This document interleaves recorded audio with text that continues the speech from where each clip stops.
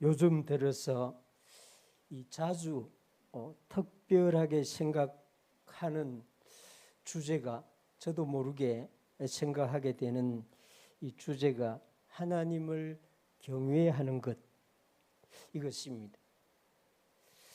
이 하나님이 주시는 크고 놀라운 은혜를 받고 있는 그런 분을 보면서 하나님을 경외하는 사람은 다르구나. 이 또 하나님의 복을, 하나님의 약속이 이루어지는 가정을 보면서 이 하나님을 경외하는 가정은 역시 다르구나, 이런 생각을 하게 됩니다. 반면에 하나님을 전혀 두려워하지 않는 듯이 행동하고 말하는 그런 분을 볼 때마다 하나님을 경외하지 않는 것이 무엇인지, 이 하나님을 두려워하지 않고 사는 것이 저런 것이구나 하는 이런 생각도 하게 됩니다. 그래서 이런 생각을 저도 모르게 자주 하다 보니까 성경을 읽을 때도 하나님을 경외하는 사람들, 하나님을 경외하지 않는 사람들, 이렇게 구분이 되어서 보이게 됩니다. 오늘 우리 송영은 님이 이 마귀라고 하는 걸 성경을 보고 이렇게 찾았다고 그러는데, 저도 최근에 꽤 됐습니다. 성경을 읽어보면 이 사람은 하나님을 경외하는 사람이구나, 이 사람은 하나님을 경외하지 않는 사람이구나, 이런 식으로 성경에 나오는 인물들을 보면서 생각이 되어집니다. 뿐만 아니라 나는 하나님을 경외하고 있는가? 나는 하나님을 어느 정도 경외하고 있는가? 이것도 역시 생각을 하게 되는 것입니다. 그래서 요즘 성경을 읽을 때 약간 두렵기도 하고, 또 재미있기도 하고, 또 이 신비롭기도 하고 그렇습니다. 이 시편 33편 8절을 보면 온 땅이여 여호와를 두려워하며 세상의 모든 거민들은 그를 경외할지어다, 이렇게 말합니다. 이 잠언 1장 7절의 말씀은 여호와를 경외하는 것이 지식의 근본이다, 이렇게 말합니다. 이 잠언 9장 10절을 보면은 여호와를 경외하는 것이 지혜의 근본이다, 이렇게 말합니다. 그러니까 우리의 지식, 우리의 지혜는 여호와를 경외하는 것에서 나오고 여호와를 경외하는 것에서 세워져 가야 된다는 그런 말씀이죠. 여호와를 두려워하지 않는 사람, 여호와를 경외하지 않는 사람의 지식과 지혜는 많은 사람들을 혼란스럽게 하고 당황스럽게 한다, 그런 의미이기도 합니다. 오늘 우리가 읽은 이 시편 145편, 이 시편 145편은 다윗의 찬송시, 이렇게 145편 제일 앞에 보면 제목이 딱 붙어 있습니다. 이 다윗이 하나님을 체험하고 노래한 내용, 이 다윗은 유다 지파에 속한 사람입니다. 어릴 때부터 이 모세 오경에 기록한 말씀을 듣고 배우면서 알면서 살아온 사람입니다. 이 모태 신앙이죠. 하나님이 어떤 분인지 머리로 알고 있었던 사람입니다. 그런 다윗이 어느 날부터 자신이 머리로 알고 있는 그 하나님을 체험하기 시작합니다. 이 145편을 보면은 다윗이 하나님을 어느 정도로 체험했는가 하는 것을 1절부터 알려주고 있습니다. 1절에 보면 내가 주를 높이고 영원히 주의 이름을 송축하리이다. 하나님의 말씀을 읽고 하나님의 말씀을 듣는다고 해서 하나님을 송축하고 높이기 어렵습니다. 그 하나님을 삶에서 체험할 때 하나님을 찬양하고 높일 수가 있게 되는데, 다윗이 그렇게 합니다. 2절에 보면 내가 날마다 주를 송축하며 영원히 주의 이름을 송축하리이다. 다윗은 하나님은 높임을 받아야 할 분, 이것을 경험한 것이죠. 여호와는 위대하신 분, 3절을 보면 이것을 체험한 것입니다. 4절을 보면 주께서 행하시는 일이 어떤 것인지를 알아가게 되는 것입니다. 주의 기이한 일들, 5절 보면, 6절에는 주의 두려운 일들. 우리 이스라엘 선교사님 사모님이 주님이 두렵다고, 하나님이 두렵다고 느끼게 되는 그런 날을 요즘 경험하고 있지 않습니까? 너무나 하나님이 마치 자기 앞에서 일을 하는 것처럼 보이면은 하나님이 두려워지게 됩니다. 하나님이 나에게 임재하면은 내 등에서 식은땀이 흐르고 내 뒷머리가 쓰게 됩니다. 다윗이 그런 걸 경험한 것이죠. 7절에 보면은 그런 두려움만 주면 안 되죠. 그래서 주의 크신 은혜를 체험하고, 8절에 보면 긍휼과 인자하심을 체험하게 되는 것입니다. 11절에서 13절에 보면 다윗은 주의 나라를 말하고 있습니다. 다윗은 이스라엘의 왕이죠. 자기가 다스리는 나라가 자기의 나라가 아니라 주의 나라, 하나님의 나라라는 사실을 깨닫게 된 것입니다. 하나님을 알아가고 하나님의 일들을 더 많이 보게 되므로 다윗의 마음에는 하나님에 대한 경외심이 그 안에서 점점 자라갔던 것입니다. 그래서 시편 145편 18절 19절은 마치 시편 145편의 결론처럼 말합니다.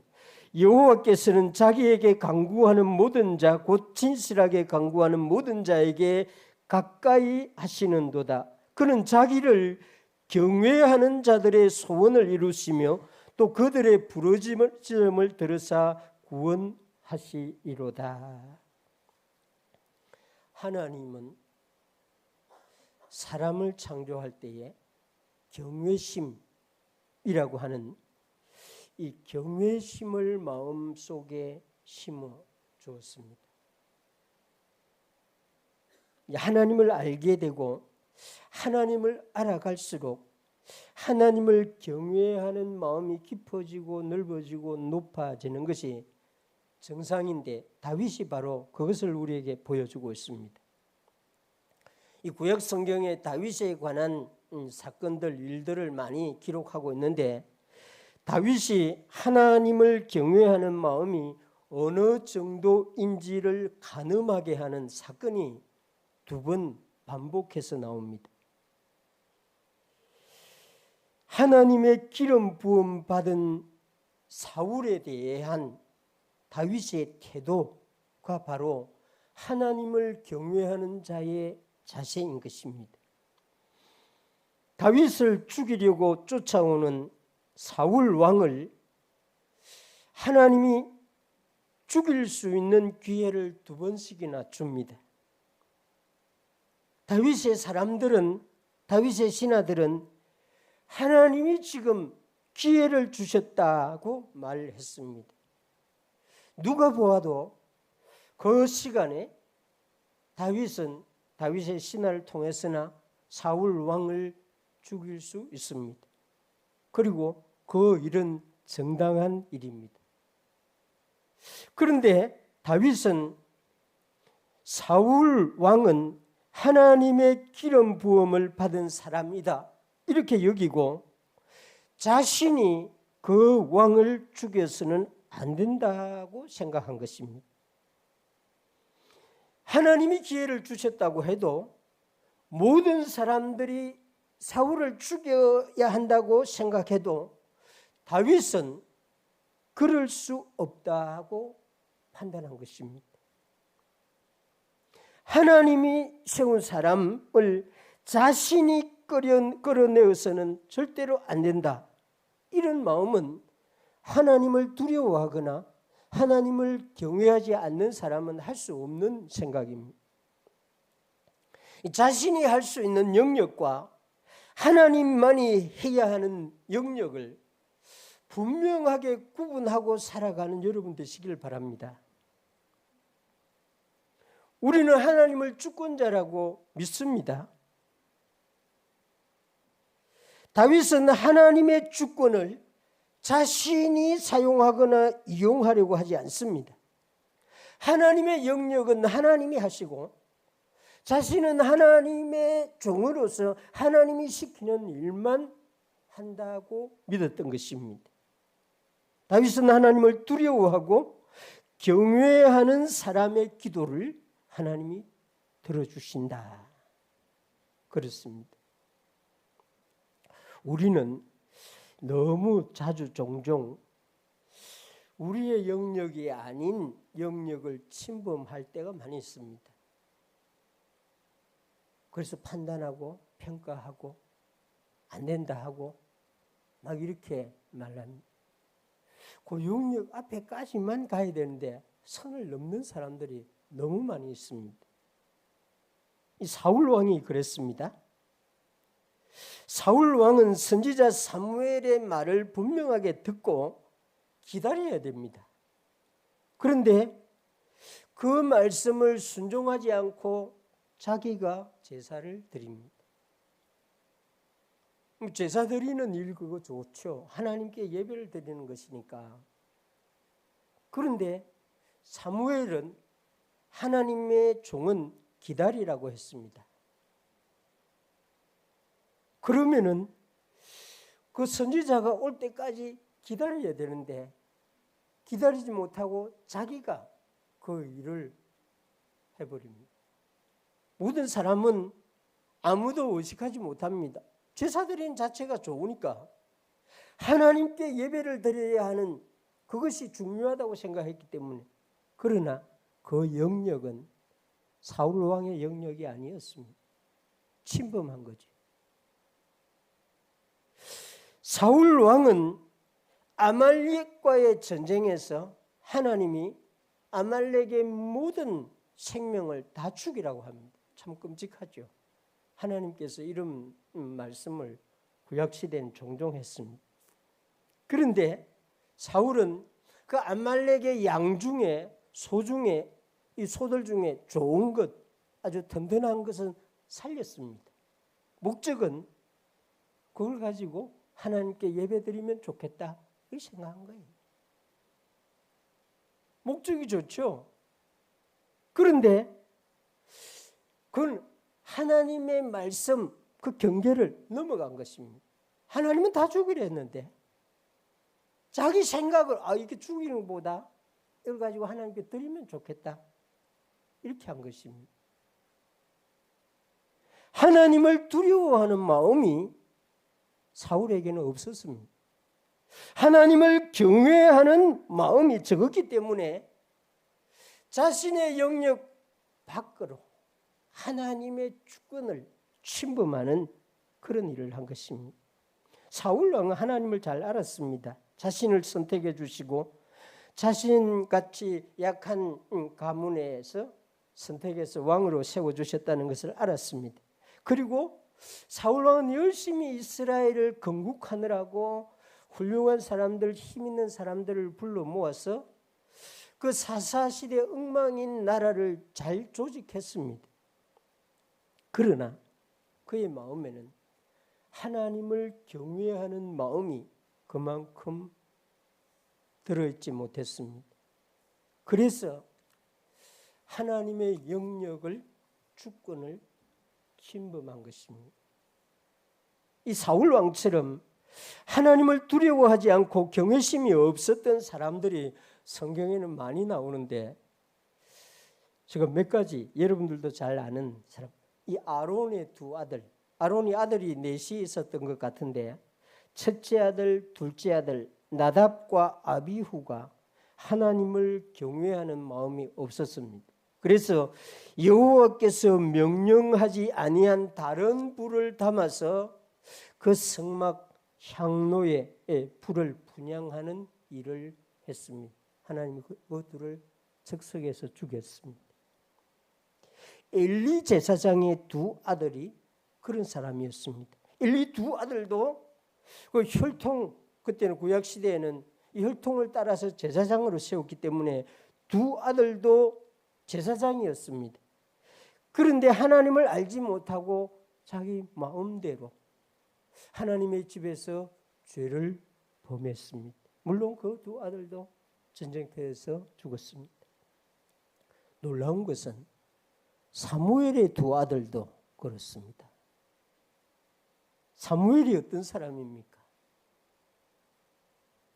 사무엘은 선지자 중에 선지자입니다. 그런데 두 아들은 이스라엘의 사사로 세움을 받았지만 아버지 사무엘의 행위를 따라 하지 않았습니다. 이익을 따라 뇌물을 받고 판결을 했습니다. 하나님을 두려워하는 마음, 하나님을 경외하는 경외심이 없었습니다. 이 신약 성경에도 이런 사람들이 많이 나오는데 아나니아와 삽비라가 대표적인 사람입니다. 성령님의 역사하심을 확인하고도 성령님을 속이는, 경외심이 없이 성령님을 속이는 행위를 했습니다. 이들은 다 하나님을 믿는 사람들의 공동체 안에 핵심적인 자리에 있었습니다. 그러나 하나님을 두려워하고 하나님을 경외하는 마음이 없었습니다. 우리 중에는, 저는 우리 창원시민교회 성도님 여러분들은 하나님을 두려워하는 마음, 하나님을 경외하는 마음을 가지기를 원합니다. 하나님의 영역에는 절대로 침범하지 마시길 바랍니다. 판단하고 평가하고 할 수 있습니다. 거기까지만. 그 선을 넘어가게 되면 곤란합니다.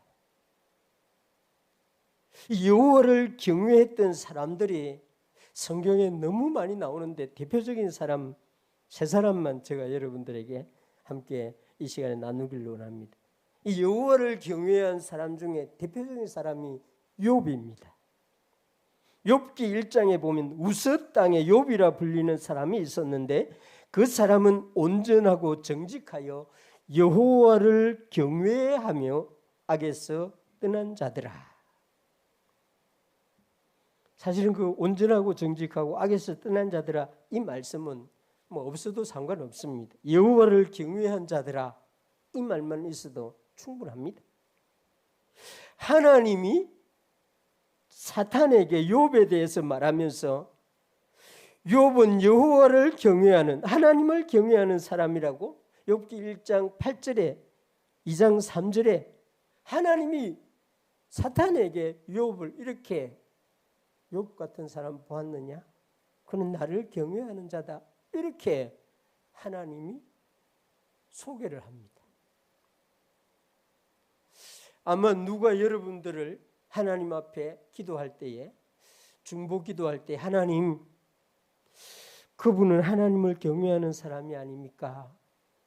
이러면은 여러분은 성공하고 있는 사람입니다. 정말 여러분을 위해서 누군가가 하나님 앞에 기도할 때에 하나님, 그분은 이런 일을 많이 했습니다. 뭐 이런 것보다는 그분은 하나님을 경외하는 자가 아닙니까? 이러면은 하나님과 변론에서 아마 이기지 않을까 생각됩니다. 그렇습니다.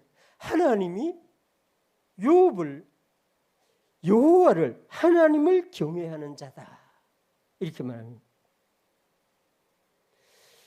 이 욥이 시험을 받아서 하나님이 허용해서 욥의 자녀와 재산, 욥의 몸까지 다 종기가 나서 고통을 당하고 있는 중에도 욥은 여호와를 경외하는 그것은 포기하지 않습니다. 욥의 아내가 욥에게 말하지요. 당신이 그래도 자신의 온전함을 굳게 지키느뇨 하나님을 욕하고 죽으세요. 어떻게 아내가 남편에게 이런 말을 할 수 있는지 모르겠습니다. 우리 교회의 아내 되신 여러분들, 이런 말을 하면 안 됩니다, 남편에게. 근데 이 구약 성경에 욥의 아내도 착한 사람이었을 텐데 아마 시험 들었겠죠. 너무 안타까웠겠죠. 그래서 순간적으로 남편에게 당신 이래도 하나님을 경외하는 마음 그대로 지키고 있겠습니까?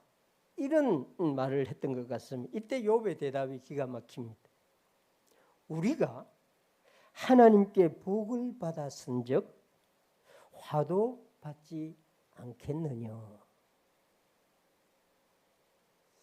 우리가 지금까지 하나님이 주신 복을 받았는데 하나님이 화를 준다고 해서 그걸 거부하겠느냐. 하나님을 경외하는 사람의 마음인 것입니다. 욥은 자신이 당하는 고통으로 힘들어서 자신을 하나님 앞에 하소연을 합니다. 내가 태어나지 않았으면 막 이렇게 자기 자신을 하소연합니다.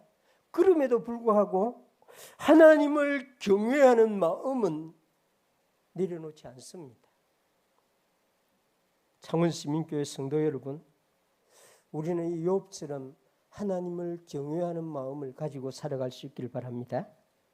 이 아브라함도 하나님을 경외하는 사람이었습니다. 하나님이 아브라함을 시험하지요. 창세기 22장 2절에 보면 내 아들 내 사랑하는 독자 이삭을 데리고 모리아 땅으로 가서 내가 너에게 일러준 한 산 거기서 그를 이삭을 번제로 드리라. 하나님이 밤에 이 꿈에 말했던 것 같지는 않습니다. 밤에 깨어 있을 때 아브라함에게 이 말을 했던 것 같습니다. 아브라함은 아침 일찍 일어나 하나님의 말씀대로 순종합니다. 밤에 그 말을 듣고 가족들을 깨워가지고 하나님이 지금 이런 말을 했는데 어떻게 하면 좋겠냐. 아브라함이 가족들과 이렇게 상의를 했다면 어떤 일이 벌어졌을까요? 당신 그 말 그건 사탄이 한 걸 들은 것이다. 아브라함의 아내가 남편에게 그렇게 말할 가능성이 많습니다. 아브라함의 종들이 주인이여 어떻게 당신의 하나님이 백세에 준 아들을 번제로 드리라. 이 이방인들이 하고 있는 일을 하나님이 시키겠습니까? 이렇게 말했을 수 있습니다. 선교의 소명을 받고 선교사의 사명을 받고 선교사로 가겠다고 할 때 저희 부모님 아무 말도 안 합니다. 가라, 뭐 가지 마라 말도 안 해요. 뭐 기도했겠죠. 보내면서도 가라고 보내면서도 시원하게 말하지를 않습니다. 왜냐하면 그곳이 소련이었습니다. 그 어머니 아버지는 소련 그러면은 무슨 도깨비들이 사는 나라 이렇게 교육받은 뭐 전쟁을 경험했으니까 보내면서도 영 그래요. 하나님이 가라고 해서 가는데도 박수치면서 할렐루야 할 수 없는 일들이 있습니다. 부모이기 때문에. 뭐 저는 신건사님 마음을 이해한 우리 집사님 마음을 이해합니다. 그렇습니다. 우리는 인간이기 때문에. 그래서 아브라함은 아침에 일찍 일어나서 아무와도 이야기하지 아니하고 아들을 데리고 종들을 데리고 하나님이 가라고 하는 산을 향해서 걸어갑니다. 아브라함은 오래전부터 하나님의 말씀을 들었습니다. 하나님이 말씀하시는 것인지 사탄이 말하는 것인지를 분별할 수 있는 사람이었습니다. 그래서 이삭을 번제로 드리라는 말씀을 듣고 하나님의 말씀이라는 사실을 확신했습니다. 의심할 여지가 없었습니다. 처음 들었으면 의심할 수 있겠죠. 그러나 아브라함은 오래전부터 갈대아 우르에서부터 하란에서도 가나안에 와서도 여러 번 하나님을 들었고 하나님의 말씀을 확인했습니다. 그래서 이삭을 번제로 드리라는 말씀을 듣고 이게 하나님의 말씀이 아닐 수 있다, 내 마음속에 내가 한 말일 수도 있다, 이런 의심을 할 수가 없었습니다. 우리 하나님은 그런 분입니다. 하나님이 이삭을 번제로 드리라는 이 시험은 한 가지 목적이었습니다. 아브라함에게 있는 무엇인가를 하나님이 확인하고자 했던 것입니다. 아브라함이 하나님을 경외하는지 그걸 보고자 했던 것이죠. 그래서 아브라함이 이삭을 번제로 드릴 때에 멈추게 하고 하나님이 아브라함에게 말합니다. 창세기 22장 12절에 내가 이제야 너가 하나님을 경외하는 줄 아노라. 하나님은 아브라함을 알고 있습니다. 하나님은 아브라함이 하나님을 경외하는 것도 알고 있습니다. 그런데 하나님은 행위를 보고자 한 것이죠. 그 마음속에 있는 경외심을 손으로 발로 나타내는지를 보고자 하신 것입니다. 말로는 하나님을 사랑한다 할 수 있습니다. 말로는 예수님을 믿는다고 할 수 있습니다. 그러나 실제로는 하나님을 사랑하고 있는지, 실제로 예수님을 믿고 있는지 하나님은 가끔씩 시험하시는 분입니다. 아브라함은 이 시험을 통과한 것이죠. 그래서 내가 이제야 너가 하나님을 경외하는 줄 아노라. 만약 하나님이 여러분들에게 이런 시험 아니고 다른 여러 가지 시험을 할 때에 여러분들의 경외심을 행동으로 보여줄 수 있게 되기를 주님의 이름으로 축원합니다. 바울도 하나님을 경외한 사람이었습니다. 고린도전서 9장 27절에 보면은 내가 내 몸을 쳐 복종하게 함은 내가 남에게 전파한 후에 자신이 도리어 버림을 당할까 두려워함이로다. 이 말은 우리 개혁주의 이 신학과 약간 이상하게 이렇게 반하는 말씀 같죠? 그렇지 않습니다. 바울은 구약 성경의 진리를 이해하게 된 사람입니다. 예수님이 가르친 복음의 교리를 잘 이해하고 가르친 사람입니다. 바울은 하나님이 사랑한 사람은 결코 버림을 당하지 않는다는 것을 알고 믿고 가르친 사람입니다. 예수 그리스도를 믿고 거듭난 사람은 이제 더 이상 지옥의 버림을 당하지 않는다는 것을 가르친 사람입니다. 그런데 왜 바울은 내가 남에게 전파한 후에 자신이 도리어 버림을 당할까 두려워함이로다. 바울이 가르치고 있는 진리와 모순된 말씀 같죠. 자신이 하나님을 잘 믿다가 자신이 사람들에게 예수님을 믿도록 구원의 길로 인도하고 난 뒤에 나중에 자기가 버림을 당하면 어떡할까 이런 걱정을 했다, 이런 식으로 말을 하고 있죠. 그런데 바울이 지금 말하고 있는 두려움은 그런 두려움이 아닙니다. 바울은 하나님이 나를 버리지 않는다는 것을 확신한 사람입니다. 예수님의 십자가는 우리를 사랑했다가 미워했다가 버렸다가 거두어 두었다가 하는 십자가가 아니라는 걸 잘 아는 사람입니다. 그건 우리가 하는 거죠. 우리가 그렇게 합니다. 사랑한다 해놓았다가 또 다음 의심하고 사랑하지 않게 되고, 이거 우리가 늘상 하는 일이지 하나님은 절대로 그렇게 하는 분이 아니에요. 예수님은 한 번 사랑한 분은 끝까지 사랑하는 분. 믿으시기 바랍니다. 성령님이 우리에게 임재하면은 결코 우리를 떠나지 않습니다. 과정이야 우리가 그렇죠. 매일매일 우리 과정은 올라갔다 내려갔다가 그럽니다. 그러나 우리 하나님은 우리와 다릅니다. 그런데 바울은 왜 남에게 전파한 후에 자신이 도리어 버림을 당할까 두려워합니다. 이렇게 말할까요? 이것은 바울이 하나님을 경외하는 마음의 그 분량을 나타내는 것입니다.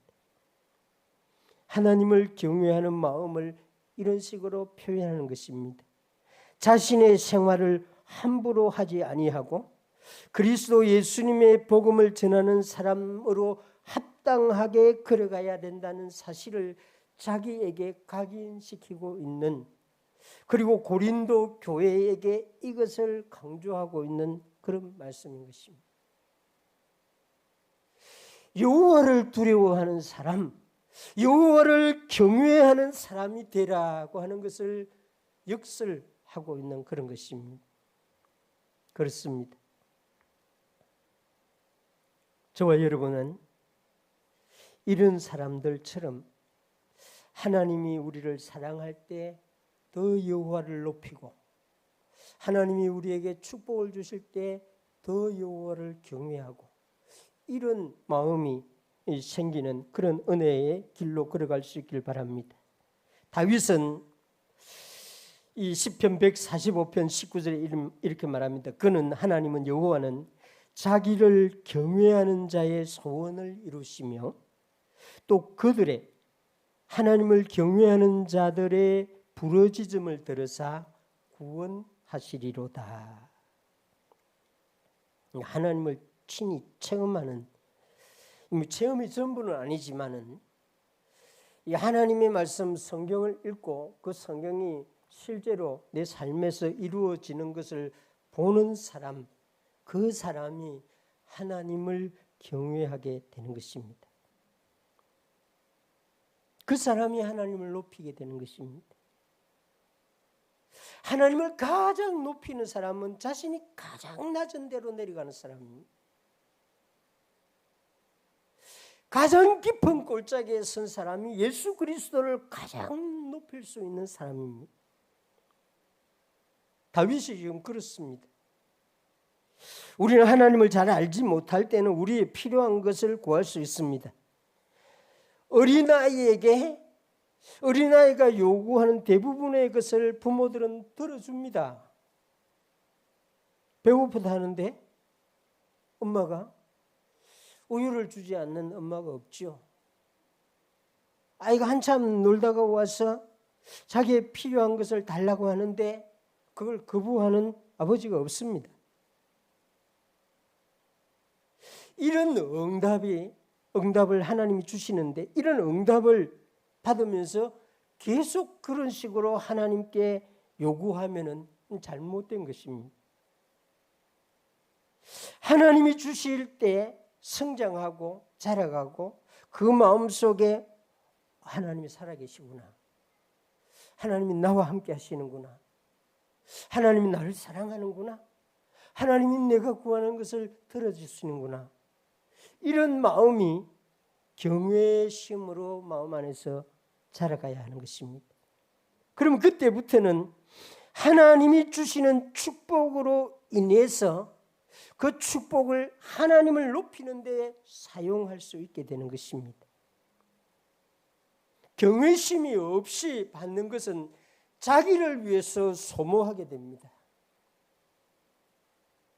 아이들이 참 우리 교회 어머니들이 참 자녀 교육을 잘하는 것 같아요. 목사님에게 하나 주라고 그러면 아이들 목사님에게 줍니다. 사실 목사가 애 받아 먹어 뭐 하겠어요.